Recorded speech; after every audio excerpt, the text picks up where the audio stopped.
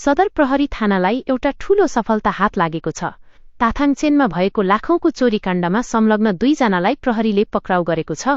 मिति 13 गते साउन 2026मा दर्ता भएको एफआईआर नम्बर 35 का मुनि 2026 अनुसार ताथाङचेन स्थित एउटा घरमा अज्ञात व्यक्तिहरू प्रवेश गरी करिब 9 लाख रुपियाँ बराबरको सुनचाँदीका गहना चोरी भएको रिपोर्ट दर्ता गरिएको थियो।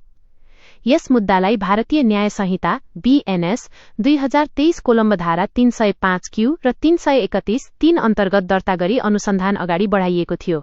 स्लाइटली फास्टर पेस, बिल्डिङ टेन्सन, सदर प्रहरीका जवानहरू र अनुसन्धान अधिकारी सब इन्स्पेक्टर तामन गुरुङको टोलीले कडा सीसीटीभी विश्लेषण र प्रभावकारी सुराकी परिचालन गरेपछि 2 जना शंकास्पद व्यक्तिहरूको पहिचान गर्यो। प्राप्त जानकारीको आधारमा तुरुन्तै कारबाही गर्दै पुलिस इन्स्पेक्टर मनिष गुरुङको नेतृत्वमा रहेको टोलीले ती आरोपीहरूलाई देउरालीबाट पक्राउ गर्न सफल भयो। यस पक्राउ पर्ने आरोपीहरू 21 वर्षीय पासाङ छिरिङ भुटिया र 23 वर्षीय बुद्ध राई रहेका छन्। उनीहरू ग्याल्सिङको टिकजुकका स्थायी बासिन्दा हुन् र हाल ताथाङचेनमा बस्दै आएका थिए।